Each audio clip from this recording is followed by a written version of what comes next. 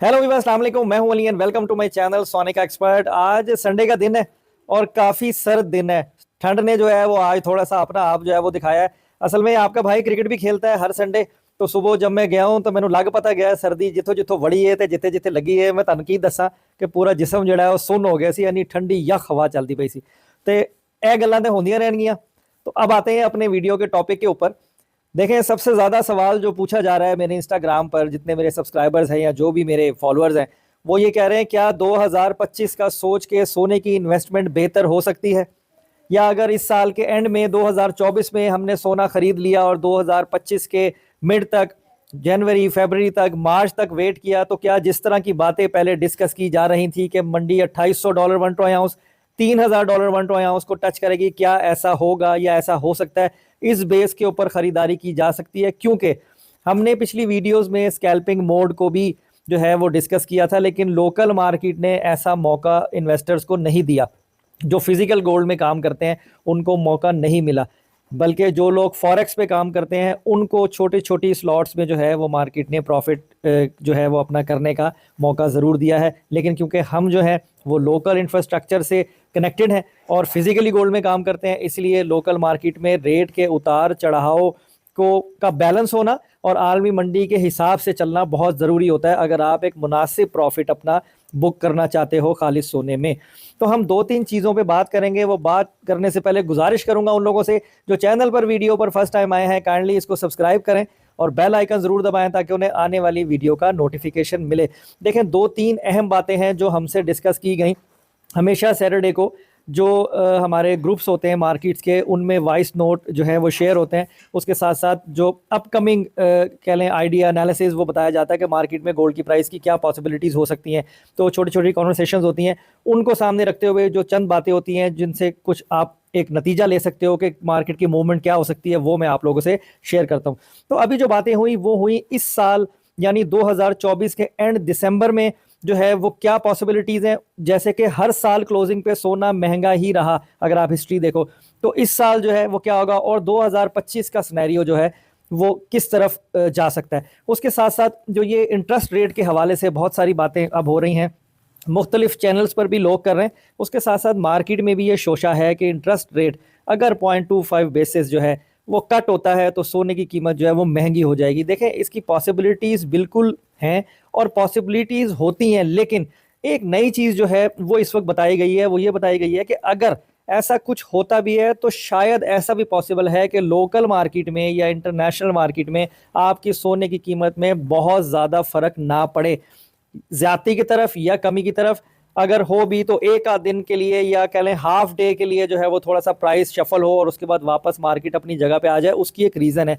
देखें, इस वक्त अगर आप क्रिप्टो देखें या आप बिटकॉइन देखें, बिटकॉइन ने हिस्टोरिकल हाई किया 1,04,000 1,05,000 की जो है वो सतह अबूर की है, जो कि अगर पिछले साल की निस्बत बता रहे थे पता नहीं 20,000 पे था कि 15,000 पे था, तो इतना इसने किया, यानी कितने गुना ज़्यादा जो है वो बड़ा है। और लोगों ने तीन तीन गुना चार चार गुना प्रॉफिट किया है ये पिछले सेशन के अंदर बिटकॉइन में। तो इंटरेस्ट रेट, अब समझने की बात ये, इंटरेस्ट रेट जब कट होता है तो सोने की कीमत क्यों महंगी होगी या क्यों महंगी होती थी या हो सकती है। लोग अपना पैसा बैंकों से निकाल कर जो है वो ऐसी चीज़ में लेकर आते हैं कि जिसकी मार्केट जो है वो थोड़ी सी बूस्ट हो सकती है। जैसे ही वो लोग पैसा गोल्ड में शिफ्ट करते हैं, सोने की बाइंग होती है, तो आरडी में जो है वो गोल्ड जो है वो ऊपर की तरफ चला जाता है, रेट जो है वो आपका स्पाइक ले लेता है। लेकिन जब एक सेकंड ऑप्शन मौजूद होगी लोगों के पास बिटकॉइन की सूरत में, जिसको लीगलाइज करने के लिए ट्रंप पहले ही इशारा दे चुका है, उसके साथ साथ ये जब गालिबन जनवरी में मेरे ख्याल में उसने ओथ भी लेना है, उसके बाद तमाम चीज़ें जो उसने करनी है, उससे भी जो मार्केट है वो काफ़ी प्लस माइनस का शिकार रह सकती है। तो कहने का मकसद ये है कि कोई भी बात कबल अज वक्त कहना, मेरे ख्याल में ये जो अब दौर बना है ना, ये सिनेरियो जो अब चल रहा है वो मेरे ख्याल में दुरुस्त नहीं होगी।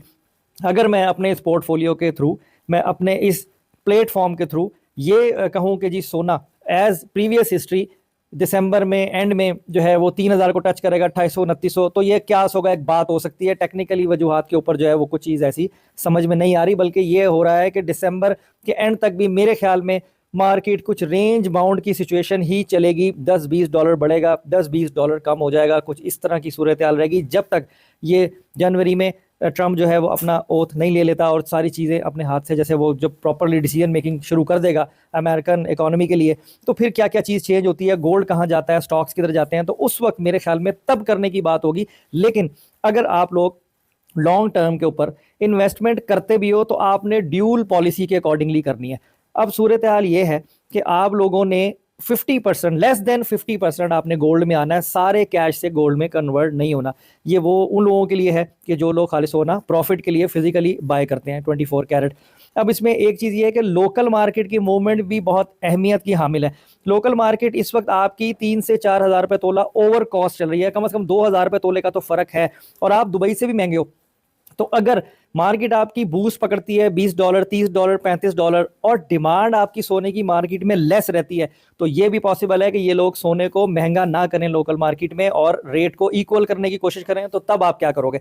तो इसलिए काफ़ी सारी चीज़ें हैं जो कुछ कंफ्यूजिंग सा इन्वायरमेंट जो है वो बिल्ड कर रही हैं इस वक्त।